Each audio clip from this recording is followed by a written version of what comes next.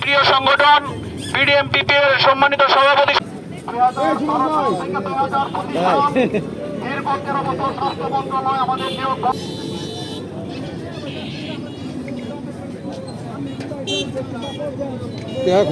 এবং ম্যাথ শিক্ষার্থীদের আয়োজনে আজকের এই মোমবাতি প্রজ্বলনে এবং আমাদের এই মানববন্ধন 22শে জানুয়ারি ঢাকা আমাদের সমাবেশ হয়েছিল।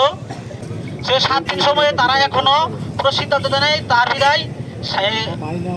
প্রিয় সংগঠন বিডিএমপিপি এর সম্মানিত সভাপতি সাধারণ সম্পাদক সহ আসসালামু আলাইকুম।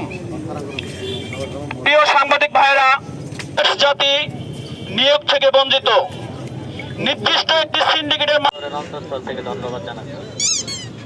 আসলে একজন মারা যায় সেই সময় একটা মানুষ রাস্তায় এসে দাঁড়ায়।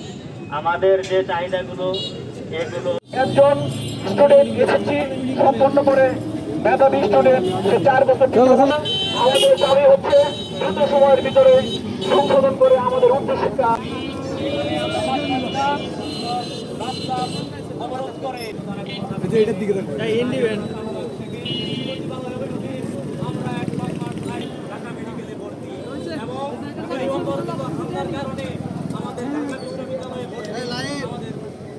যেন তাড়াতাড়ি মেনে নেয় এবং সরকারের কাছে অনুরোধ জানাই আমরা। আমাদের দাবি যদি মেনে না নেওয়া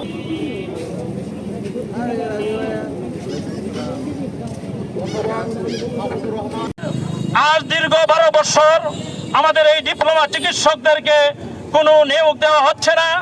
এই নিয়োগ না দিয়ে বাংলাদেশে সরকারি এবং বেসরকারি মেডিকেল অ্যাসিস্ট্যান্ট ট্রেনিং ইনস্টিটিউট থেকে আজকে প্রায় 50,000 ছেলে মেয়ে বেকারত্ব জীবনযাপন করতেছে।